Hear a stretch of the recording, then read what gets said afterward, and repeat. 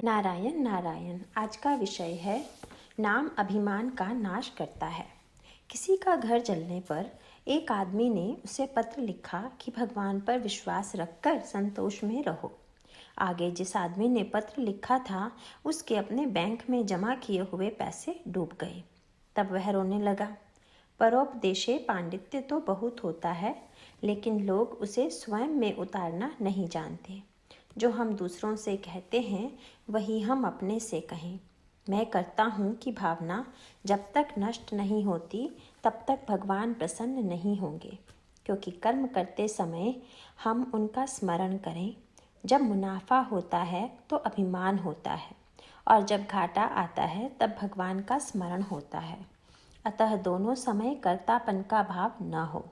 भगवान के हाथ में मैं गुड़िया की तरह हूँ ऐसा माने। झूठा कर्तापन का भाव होने से असल में रोना पड़ता है। छोटे बालक की तरह निरअभिमान होना चाहिए।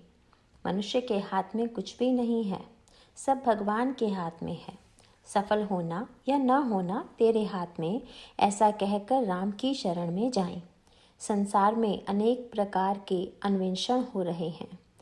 उनमें शरीर के सुख भोग के साधनों के अन्वेषण ही अधिक हो रहे हैं, किंतु सच्चे सुख की खोज, शाश्वत संतोष की खोज केवल साधु संत ही कर सकते हैं। तो उन्होंने संतोष की प्राप्ति के जो साधन बताए हैं, हम उनका सहारा लें तो हमें भी संतोष अवश्य मिलेगा। आज हमें संतोष क्यों नहीं होता? इसलिए कि हमारा अभिमान बाधा बनता है।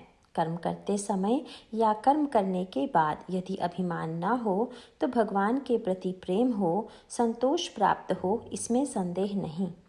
कितनी मामूली बातों में हमारा अभिमान सिर उठाया करता है। देखो, एक सज्जन थे, उनके एक लड़की थी। उसकी शादी की उम्र हुई। देखने में यूँ अच्छी थी, पास में पैसा भी था, किंतु उस लड़की की शादी 5-6 बरस कहीं हो ही नहीं पाई। अंत में जब उसकी शादी हो गई तो वे सज्जन बोले, अपनी लड़की की शादी मैंने ठाट से कर डाली। इस पर किसी ने पूछा, तो फिर 2-4 साल पहले ही क्यों नहीं की? इस पर वे बोले, उस समय जम नहीं पाई। तो भाई साहब, ऐसा कहिए ना कि अब जम पाई, मैंने कर डाली, ऐसा क्यों कहते हो? खैर, अभिमान मिटाने के लिए मन से भगवान की शरण जाएं। यह उपाय साधु संतों ने स्वयं अनुभव करके बताया है।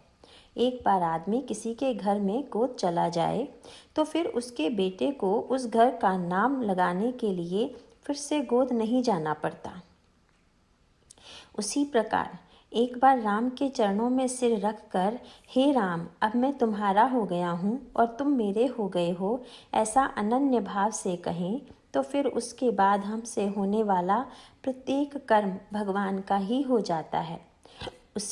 उसको अर्पण करने की ज़रूरत नहीं रहती। अतः जो भी कर्म हो भगवान का माने। कोई भी कर्म अर्पण करने के बाद अर्पण करने वाला बच ही जाता है, लेकिन ऐसा ना हो। नारायण।